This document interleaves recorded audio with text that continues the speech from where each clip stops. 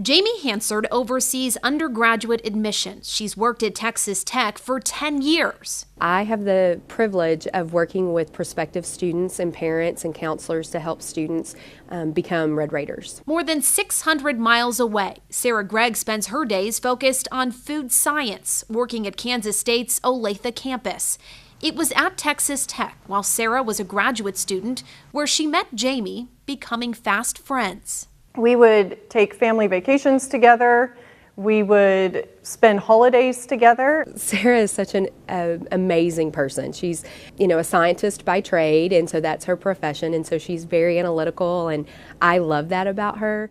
In the spring of 2016, Jamie received news that would end up bringing the two who already considered themselves close even closer. I just went for routine blood work, and through that, they noticed that I had something was going on with my kidney, and I had some elevated results on the test. And so through the course of a couple months of testing, they figured out that my kidneys were shutting down. I think my husband and I, our immediate reaction, of course, was we were completely shocked and overwhelmed. Doctors told Jamie her best option was a transplant. I distinctly remember being in the doctor's office and them telling you need a transplant. And he said, "We're going to find a donor for you." And I said to him, "I can't ask somebody for a kidney. I don't know how to do this. I can't do this."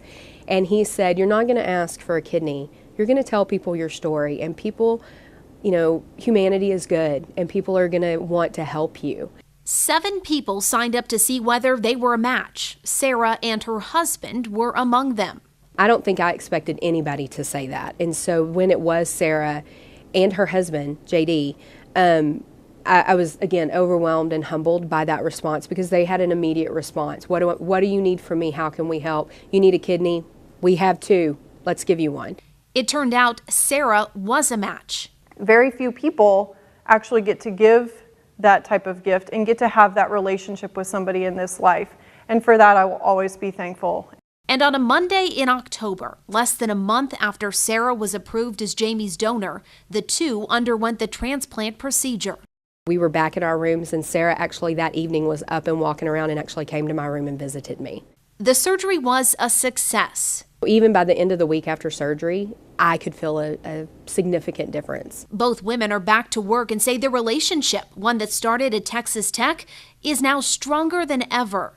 Texas Tech has played an amazing role in my life, in my family's life, because without Texas Tech, I would have never met JD, and then I would have never met Sarah, who ended up, beyond the kidney transplant, we're lifelong friends. Before the surgery, it would have been hard to imagine that we could get even closer because we were already so close, and now it's kind of like we're sisters, right? That we have this bond that is indescribable.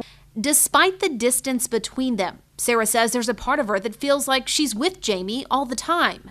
And it's based on that bond and the reality of what could have been that now has Sarah and Jamie encouraging others to consider organ donation. If somebody is sick, their best chance of survival for long term is a healthy kidney, and the best way to get that is from a living donor.